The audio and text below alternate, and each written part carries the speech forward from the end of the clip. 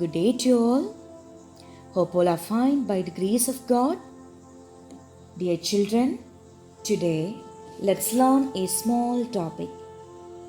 I hope you know this. Yet, let's learn once more. Our topic is tense, the basic part of English grammar. That's it, tense.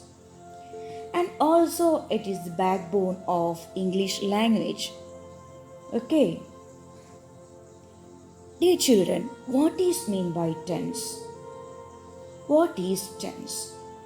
Or why should we learn tense? Tense is a time described by a verb. That is, verb means action word. We know that verb is action word. Tense is a time described by a verb shown by its grammatical form. What is meant by tense? It is the time described by a verb shown by its grammatical form. Or we can say it is a category that expresses time reference. Okay, time means what?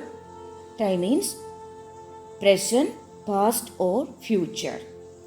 That means an action that happened in the past or happening in the present or going to happen in the future. Okay. So tense is a category that expresses time reference. Always bear in mind tense for time reference. Okay. Let's move to details. Dear children, there are mainly three tenses. First one present tense, second one past tense, and the third one future tense. Present tense, past tense, and future tense. First one is, we can take the first one, present tense. What is meant by present tense? The word specifies the meaning, present. Okay. Actions happen in the present, at present situation, at present actions. Okay, that is present tense. Present tense is again categorized into four kinds. Okay, there are mainly three types of tenses. First one present tense, second one past, and third one future. And the first one present tense again categorized into four kinds. They are simple present, present continuous, present perfect continuous. Which are they, my dear children? Simple present, present continuous, present perfect continuous. First one, simple present. Let's know what is meant by simple present. Simple present, at present situation. Okay, it is used to denote habitual actions. We are using simple present for denoting habitual actions, at present actions. Okay.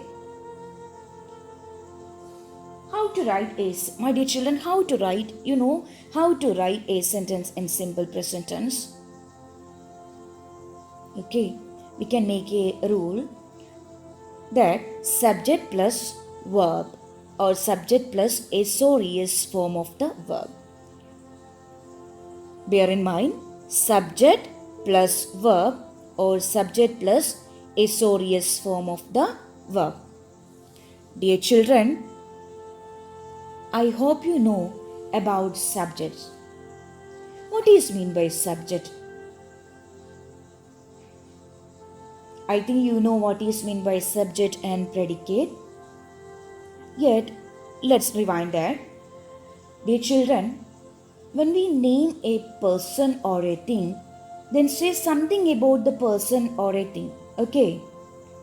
The first part that names the person or a thing is called the subject of this sentence. Okay. We name a person or a thing, then say something about the person or a thing.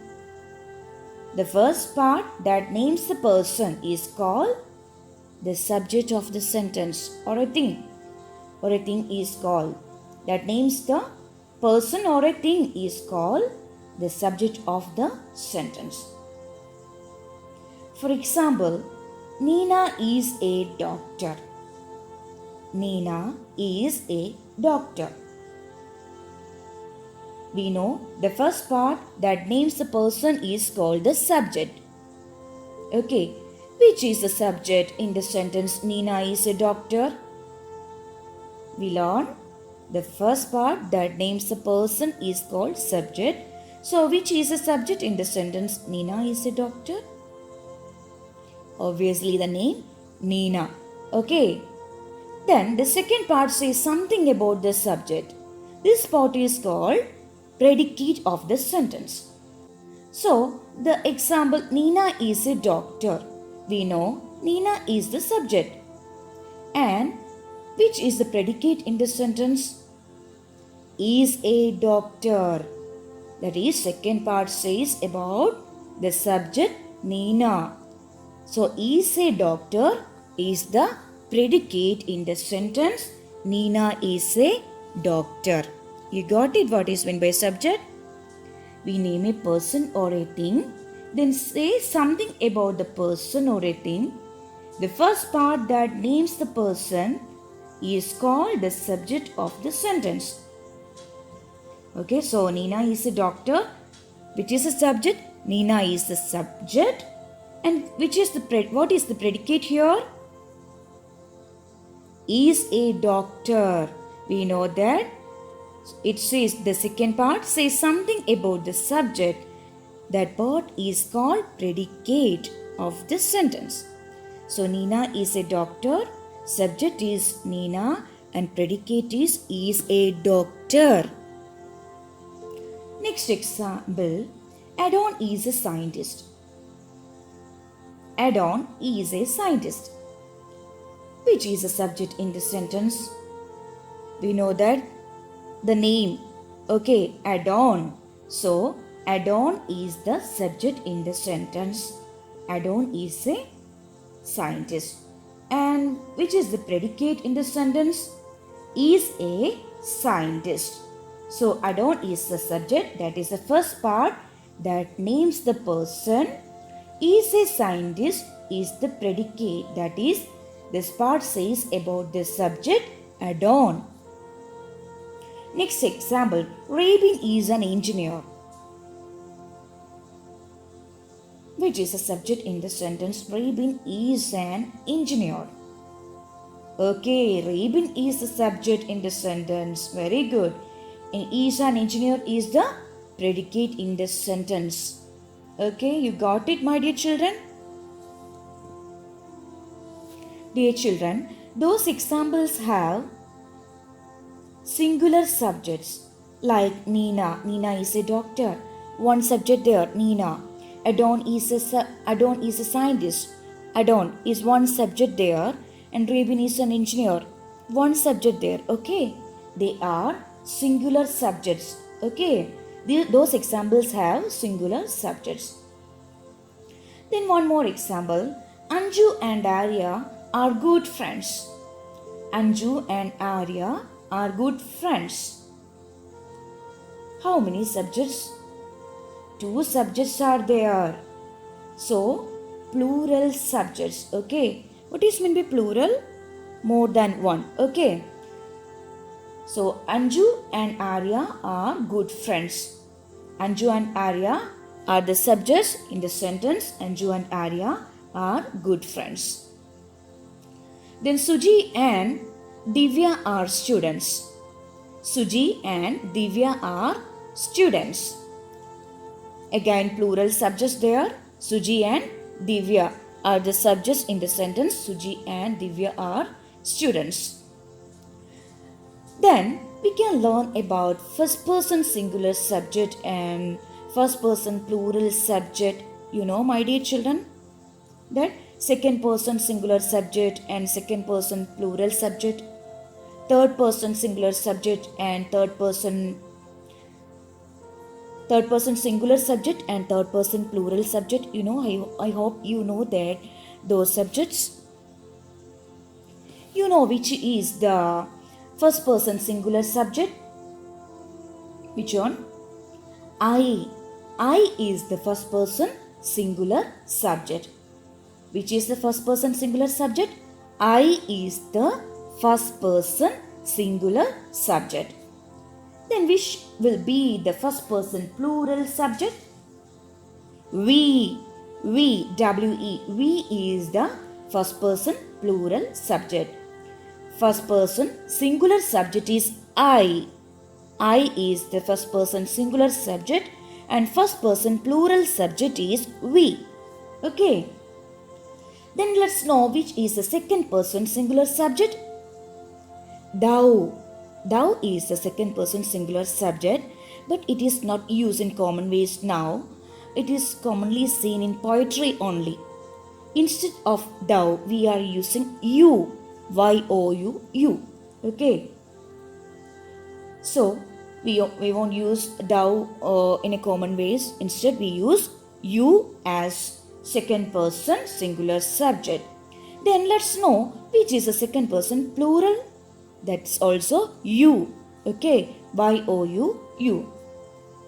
Then we can go for third person singular and plural subjects. Okay. Third person singular subjects are he, she and it.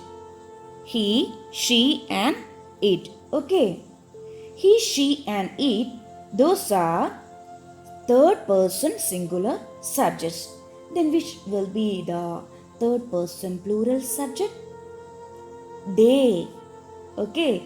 They, the word they is the third person plural subject. Now, dear children, I think you got an idea about subjects. Okay? What is meant by subject and predicate? We learned that what is meant by subject and predicate? We name a person or a thing, then say something about the person or a thing. Okay, dear children, we name a person or a thing, then say something about the person or a thing. The first part that names a person or a thing is called the subject of this sentence. Okay. The first part that names the person or a thing is called the subject of the sentence. And we have discussed the examples too. The second part says something about the subject.